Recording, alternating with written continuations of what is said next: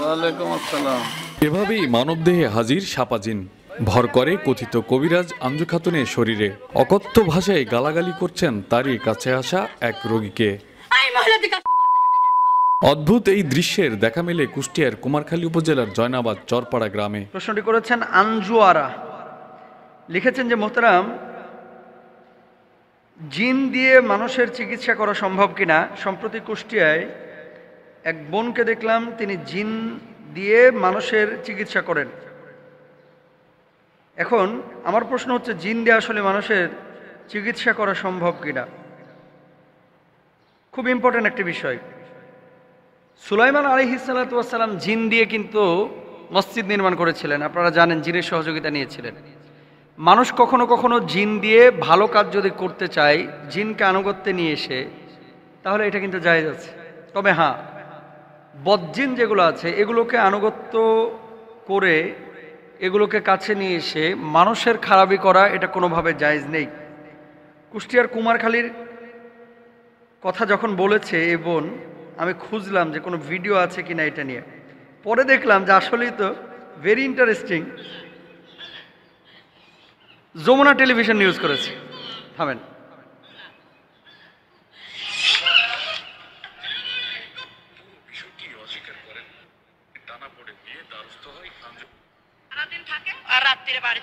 স্বীকার করে না, এক কথায় দুই কথায়। যখন ওই আমি সাংবাদিক পুলিশের কথা বলেছি তখন হচ্ছে আচ্ছা, আমি বলি বোন বিষয়টা। উনি প্রশ্নটা করার পরে আমি খুঁজলাম যে আসলে কি হয়েছে ঘটনাটা। পরে দেখলাম যমুনা টেলিভিশন নিউজ করেছে। পরে বুঝলাম যে হ্যাঁ, এটার ভিত্তি আছে।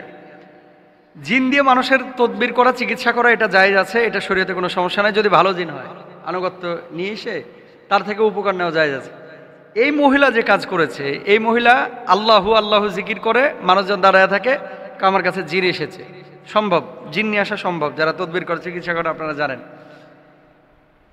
কিন্তু কিছু কিছু ফাউল কবিরাজ বাংলাদেশে আছে, যারা বিভিন্নভাবে উল্টাপাল্টা তথ্য দিয়ে পারিবারিক ঝামেলা বাঁধায়। মহিলা এসে, মানে আরেকজন মহিলা যিনি অসুস্থ, তার কাছে জিজ্ঞেস করেছে, আমার হাতটা দেখে বলেন তো যে আমার কি অবস্থা। হাত দেখে বলছে, তোর স্বামী তো দ্বিতীয় বিয়ে করছে, শহরে বউ নিয়ে থাকে, তোর স্বীকার করে নাই, আমার জিন বলেছে।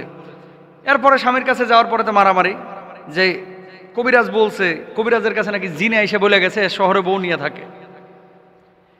এমন পর্যায়ে চলে গেছে, এটা থানা পুলিশ পর্যন্ত হয়ে গেছে। সাংবাদিকের ভয় দেখাইছে, তারপরে স্বীকার করেছে যে না, আমি বলি নাই।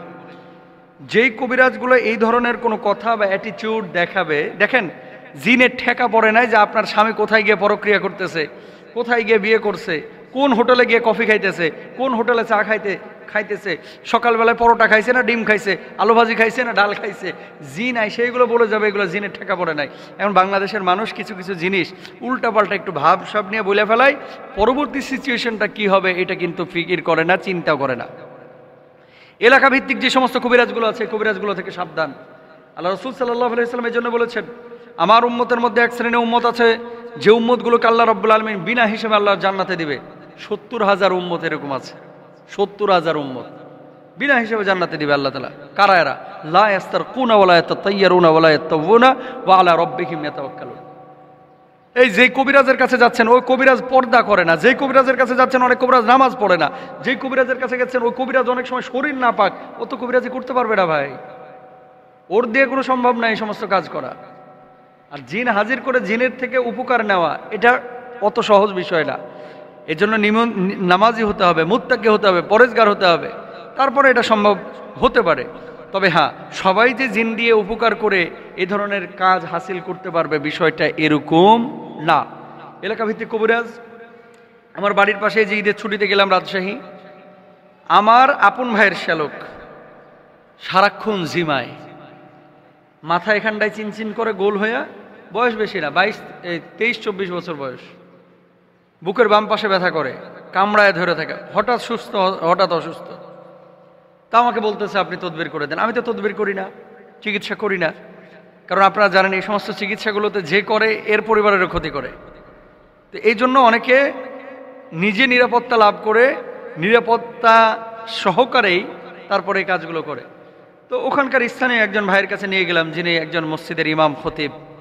নিয়ে যাওয়ার পরে উনি দাঁড় করাইলেন, কিছু দোয়া পড়লেন, যে দোয়াগুলো আমি জানি কি পড়েছেন।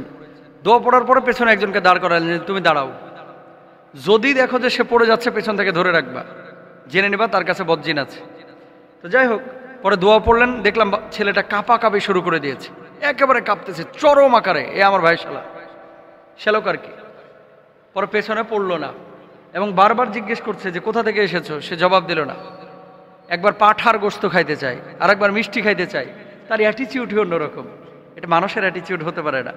পরবর্তীতে জানা গেল অন্য জিন তথ্য দিয়েছে যে এই ছেলেটাকে একটা বোবা জিন, এবং যার বয়স কম, এই ছেলেটাকে এই জিন এভাবে ধরেছে। তো এই বোবা জিন যে তাকে ধরেছে, এই বোবা জিন তার মূলত ক্ষতি করার চেষ্টা করেছে এবং তাকে অসুস্থ করার চেষ্টা চালিয়েছে, কিন্তু এই ছেলেটা রক্ষা করতে পারে নাই, ওটাকে কন্ট্রোল করতে পারে নাই বা নিরাপত্তা লাভ করতে পারে। নামাজ ঠিক মতো পড়ে না, পবিত্র অবস্থায় চলে না। পরবর্তীতে উনি অন্য জিন দিয়ে এই জিনটাকে সরালেন, এটা সম্ভব। এবং সুলাইমান আলাইহিস সালাতু ওয়াস সালামের জামানাতে এমনটা হয়েছে। নবী সাল্লাল্লাহু আলাইহি ওয়াসাল্লামের কাছে জিনেরা বায়াতও হয়েছে, আল্লাহ নবীর পেছনে জিনেরা নামাজও আদায় করেছে। সুতরাং এটা সম্ভব, মানে মানুষ যদি উপকার নিতে চায় তাহলে সেটা সম্ভব। কিন্তু কোনো মানুষ যদি এর দিয়ে আরেকজন মানুষের ক্ষতি করতে চায়, এটা তার জন্য হারাম, এটা জায়েজ নাই। ও তাআওয়ানু আলাল বিররি ওয়াত তাকওয়া ওয়ালা তাআওয়ানু আলাল ইসমি ওয়াল উদওয়ান। তোমরা সৎ কাজের ব্যাপারে একে অপরকে সহযোগিতা করো, অসৎ কাজের ব্যাপারে কেউ কাউকে সহযোগিতা করো না। সুতরাং যদি আপনারা এই কাজটা করতে চান, বৈধভাবে, বৈধ ওয়েতে আপনারা করতে পারেন। অবৈধভাবে যদি কেউ এটা করে, এটা হারাম সম্পূর্ণরূপে। আপনাদের কাছে বলি, এই ধরনের কোনো প্রশ্ন থাকলে আমাদের কাছে পাঠাবেন লিখে, আমরা এই প্রশ্নগুলো পরবর্তী সময়ে ইনডোরে আলোচনা করে আপনাদেরকে সমাধান দেওয়ার চেষ্টা করব। আল্লাহ তৌফিক দান করুন।